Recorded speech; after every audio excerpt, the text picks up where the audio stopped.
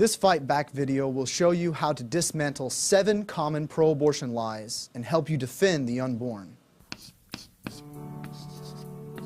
You will write 100 times on the blackboard. I will be politically correct in class. We don't say traditional marriage in this class. That is bigoted. The Bible is not history. The work of Darwin is irrefutable. A fetus is just a clump of cells. We are all equal. Plants, animals, people. All right, that's it. Enough is enough.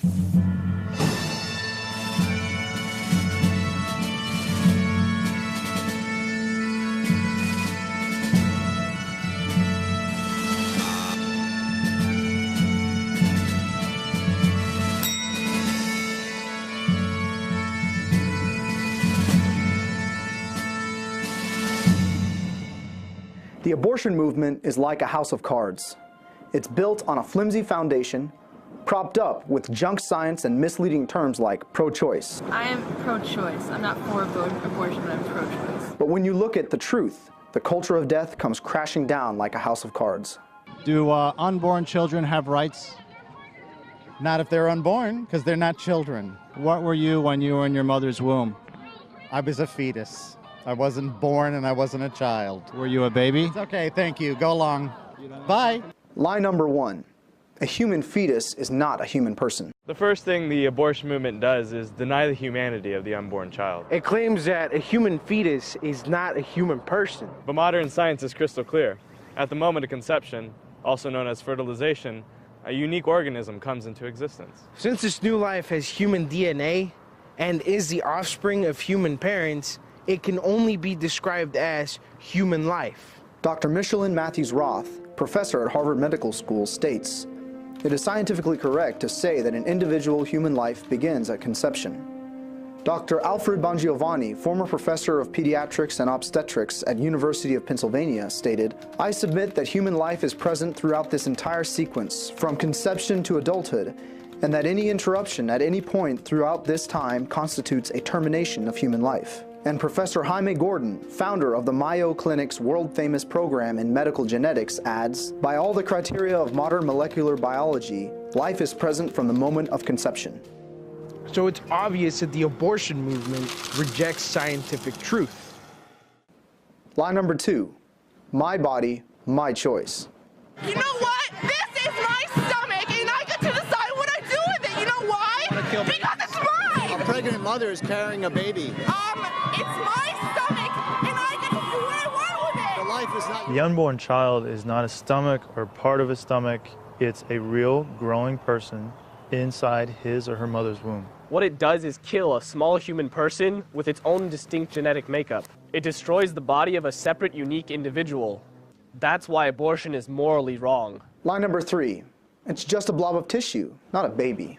Because if you're going to say that a fetus is just a blob of tissues, that's all we are as well. We're just a bigger blob. The size is usually their argument, and I say, well, okay, well, just because my niece, who's 2, comes in and she's, you know, way shorter than me, and then Shaquille O'Neal's in the same room, does that mean my niece has a less of a right to life than, you know, Shaquille O'Neal? Again, lie number 3 attempts to dehumanize unborn children by calling them blobs. But we're much more than blobs because God created us with immortal souls. Every soul is a masterpiece that was made to shine in creation, which is like a beautiful rose window. Every person has a unique place in that window. And God has a plan for every person. Dr. Landrum Shettles says, "There will never be another you. Not even if mankind were to persist for billions of years." That's why abortion is a grave sin against the author of life, because it destroys a unique masterpiece of God. Lie number 4. Abortion is a woman's right. Neither men nor women have a right to kill an innocent child. There's no natural right more basic and precious than the right to life. So how could the denial of this right engender a so-called woman's right to kill?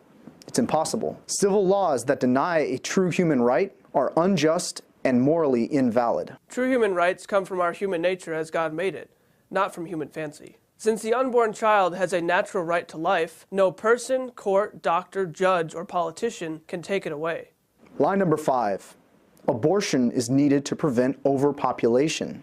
Even if the world were overpopulated, you can't perform an intrinsically evil act to achieve something good. The overpopulation argument is false.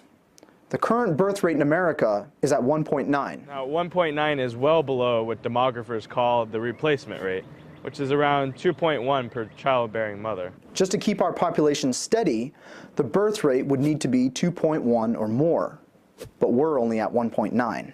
Europe, it's even worse. In Germany and Austria and Italy, it's at 1.4. In Spain and Poland, it's only 1.3. When the state of Texas alone is big enough to fit every living person on the planet, don't fall for the overpopulation myth. Lie number 6. Abortion is needed in cases of rape and incest. Society tells the world that you can't bring a rape baby into it, you know, that there's something wrong with these children and that they don't deserve to be alive. They don't deserve life. Had I done what society told me to do, I would have been robbed of so much joy. When you make the rape exception, that's like saying to me that I deserved the death penalty for the crimes of my father. According to the United States Supreme Court, he didn't even deserve the death penalty. There's no death penalty for rapists. Even for child molesters, they said that that's cruel and unusual punishment. Also, guess how many abortions are performed because of rape or incest? 1/3 of 1%. So will the abortion movement ban 99.67% of all other abortions? Of course not. Lie number 7. Abortion prevents poverty and suffering. If you follow the twisted logic of this side to the very end, what would prevent the killing of, let's say, a 3-year-old girl whose life is deemed a burden? And by the way, child euthanasia is already legal in Belgium. And also, what would prevent the killing of an elderly parent or grandparent who is considered a burden? Let's connect the dots. What's the name of that man with an ugly mustache who sent mentally disabled people to their death in Germany? That's right, Hitler. And you know the rest of the story.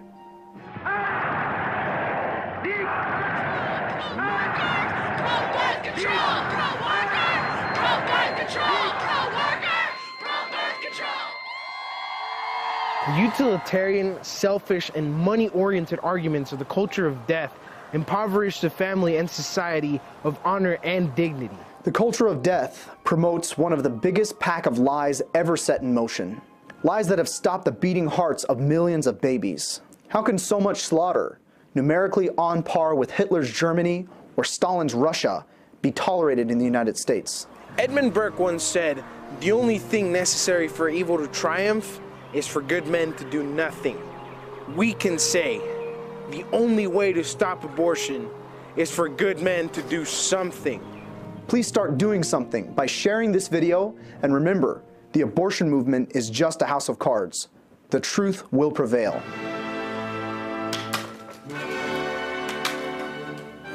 To get future Fight Back videos, subscribe here. God bless you.